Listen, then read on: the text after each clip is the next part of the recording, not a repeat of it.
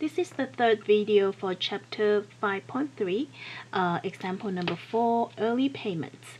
So Casey borrowed $1,000 for 1 year at 12% annually. The interest compounded monthly. We want to see that her monthly loan payment is $88.84 and some more, which is rounded to $88.85. After making 3 payments, she decided to pay off the remaining balance all at once. How much must she pay? So let's see. So what do we know here? So for here, we need to figure out the unpaid balance. So we have the original loan, we have the interest rate, etc. But we want to know exactly what is the present value of this annuity. So the present value of this annuity will be, we have a formula that we learned earlier. The present value would be payment 1 minus 1 plus R over N negative NT over R over N, right? So let's see what we know from these questions. So looking at the question number 4,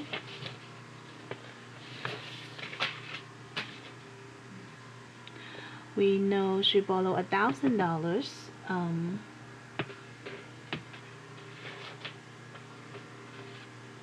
So the original loan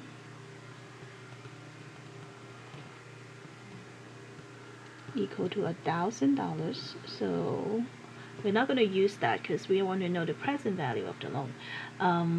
But we know her payment is going to be 88.8488, or you can think of this as 88.85.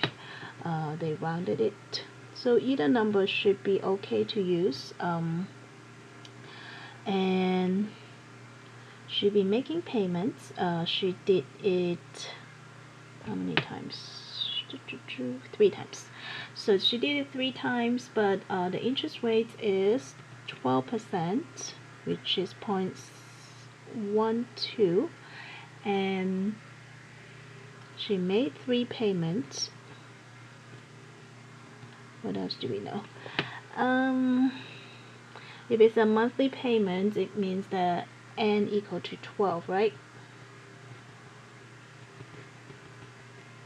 So those are the things we know, and we want to know the present value of this loan. So we don't know that part, but we know the payment is 88.85, and we have 1 minus 1 plus, the R is 0.12 over 12 times the years, ways 2. You have to be careful here. You make 3 payments, so it's like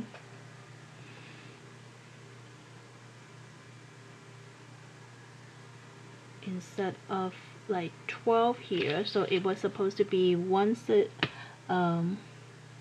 12 times a year for 1 year, right? So it was like monthly is 12 times 1 year, but because now you already did 3 payments, so you're going to change that to just have 9 more. So you're going to have 9 more payments, so that would be a negative 9 here. So this is the weird part with this particular question.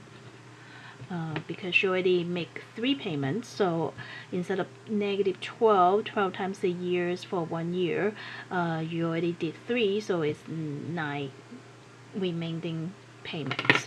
Okay, so over at the bottom it's going to be 0.12 divided by 12 also. So if we plug it into the calculator, 0.0 sorry, 0.12 divided by 12 is 0.01. So we can write that again. 1 minus 1.01 raised to negative 9 over 0.01, right? So let's see. Plus the 1 raised to negative 9 is here. I need 1, subtract my answer, divided by 0.01, and that number need to multiply by 88.85. So it should be about 761.9 cents. So if I didn't use the rounded number, it may be 1 cent off, okay? So that's the present value of the loan if she had make 3 payments, and if she want to pay off the account, she need to pay that much. She need to pay 76109 to pay off the loan after 3 payments. Alright, so this one is kind of weird, a little bit tricky, so just be very careful when you do it. Alright, when you're ready, we want to look at number 5. So the reason we want you to look at number 5 is we want you to see how it works when you borrow money, say from a bank or from somebody. So let me see if I can find a table to show you. This particular table is not on your book. I just found it online. So when you get a mortgage, it kind of look like this. I know it's kind of tiny, bear with me. So apparently this is a $300,000 kind of loan, maybe buying a house. So the interest rate is 5.5%. You're gonna have 360 payment, meaning 12 times a year for 30 years. So it's a 30 years loan. So they calculate each month you're going to pay $1,703.37. So what happened is, after you put the first payment for this guy, you started with $300,000, you put the first payment, right? But as you can see, most of your money at the beginning is putting toward interest, because they calculate your interest basing on this big amount of money, right? Only very little is going to pay off the balance to the principal. So after the first payment, you still owe them a lot, right? And then the next month, when you pay the same monthly payments, this time, if you can see, this is like 328, 329, right? So you put a little bit more toward the principal because your interest is going to be slightly less, because it calculated interest basing on the payoff part of the balance, right? So each month is going to change just a little bit. Like at the beginning, you only put in $328.37 toward principal, but after 10 payment it would be $342.16. So a little bit more for the principal and slightly less for the interest, right? This is like 75, this is 61, and then slowly you're going to pay off the balance. So that's why the bank can make a lot of money toward interest. That's why they like to loan you money, and when you borrow money you have to be very careful. Okay, so that's like an example for that. So number 5 is something kind of related to this amortization schedule. So we're looking at example 4 with those information from Casey. She borrowed $1,000. It's supposed to be a year loan with 12% interest rate compounded monthly. Her monthly payment was determined to be $88.85, right? So they want you to put a table like what I just showed you. do it by hand and then see how it works. So I only asked you to do the first 2 months because it's kind of lengthy. Most of the time when they ask you to do something like that, you may do it on an Excel file or use the calculator, but we want you to have a little bit concept. So let's look at this together. I think there's a little bit room at the bottom. Maybe we can do it there, maybe, or let me get a piece of paper because it may work better like that because it's very limited space with the document camera. So what do we know about this loan? So for number 5, we are borrowing, the loan amount is $1,000. The interest rate was 12%, which is 0.12. Okay, and then the time for each period is just 1 month, right? So we have to be careful with that. It's 1 out of 12 months because they calculate the interest for each month. Okay, the payments we decided is $88.85. Okay, so the amount you pay them should be the same, right? So this is times 0, you borrow $1,000, right? When you're ready to pay the first payment, your payment would be what? $88.85. As a matter of fact, it should be every single month is the same amount of payment, right? Because they calculate that. Toward the last month is $88.84. So like the last one may be slightly less because you're paying off, right? Okay, so how much interest did I pay for the first month? So let's calculate the first month's information. So the first month, we are going to use the simple interest to find the interest here. So I equal to PRT. Interest will be my $1,000. My R is 0.12 and the time is 1/12, right? So use your calculator. I will equal to, you can calculate 1,000 times 0.12 divided by 12. This is $10, right? So the first month I paid $10 for the interest. So even though I put in $88.85, $10 out of this is my interest, right? So how much would be applied to the principal? So instead of the 88, so 2, this is interest. So apply to principal is going to be using my payment, subtract the interest, right?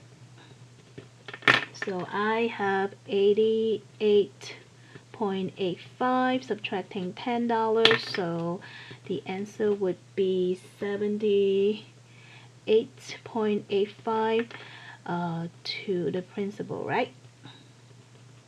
This is for the first month. Do you agree? So we will put it in the table. That is 78.85, right? 78.85. So I can use my 1,000 subtract 78.85 to get my remaining balance for the first month, right? So and first month balance would be 1,000, which is my loan, right? Subtracting the principal portion, right?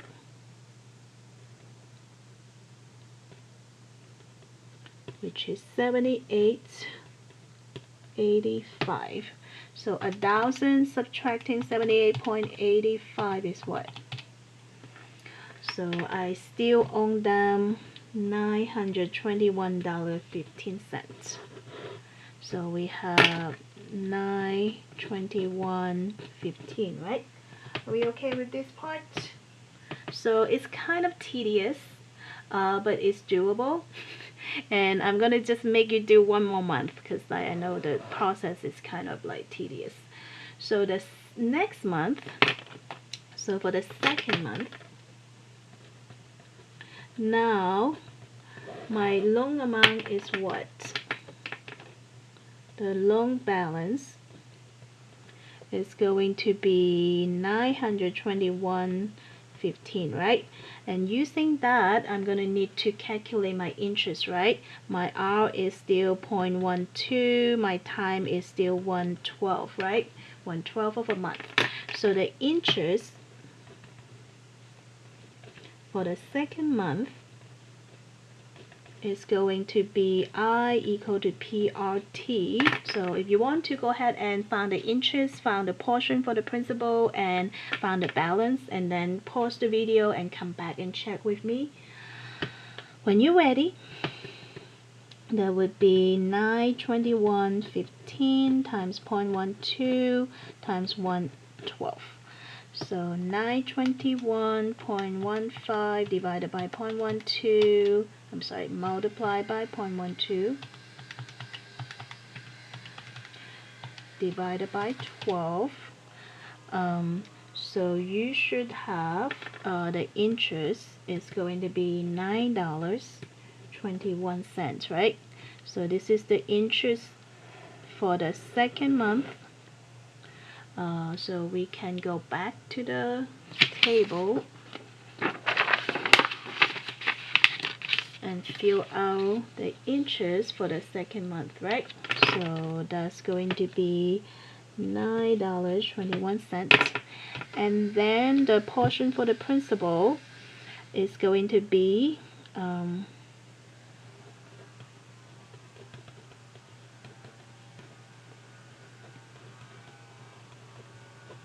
you started with the payment, subtract the interest, right? So payment is 88.85 subtracting 921.